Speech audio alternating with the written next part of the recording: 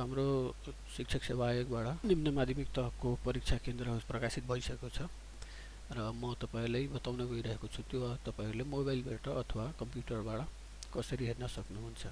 त्यसको लागि हामीले एउटा ब्राउजर ओपन गर्नुपर्ने हुन्छ र त्यसमा हामी गएर tsc.gov.np मा गएर इन्टर गर्नुपर्ने हुन्छ। यसमा हामीले यो इन्टर गरेपछि यो वेबसाइट खुल्ने छ शिक्षक सेवा आयोगको। यसमा हामीले सूचना र विज्ञापनमा गएर सूचनामा गएर क्लिक गर्नुपर्ने हुन्छ।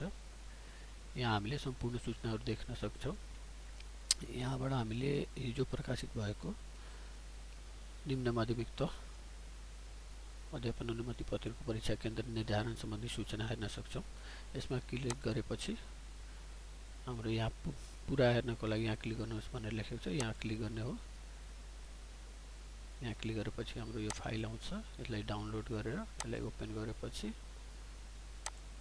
हामीले यसरी सम्पूर्ण सबै प्रदेशहरुको 7 वटा प्रदेशहरुको केन्द्रहरु कहाँ छ भनेर हेर्न मिल्छ।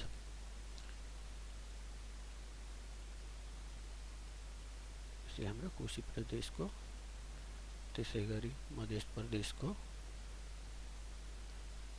यसमा हामीले जिल्ला, केन्द्र नम्बर र केन्द्रको नाम र ठेगाना कुन केन्द्रमा पढेको छ, कति सिम्बल नम्बर कति जना छन् कुन केन्द्रमा 260 जस्तै यहाँ लेखिएको छ र रोल नम्बर देखि सम्म भनेपछि कति रोल नम्बर देखि कति रोल नम्बर सम्म तपाईको यो परीक्षा केन्द्रमा परेको छ भनेर यसैले हामी हेर्न सकिन्छ। यसरी हस्त साथीहरु अझै केही सल्लाह सुझावहरु छन् भने कमेन्ट बक्समा लेखिदिनु होला र केही सोध्नु पर्ने तपाईहरुको कमेन्ट छ भने त्यहाँ कमेन्ट बक्समा लेखिदिनु होला।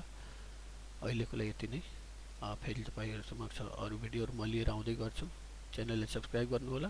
धन्यवाद।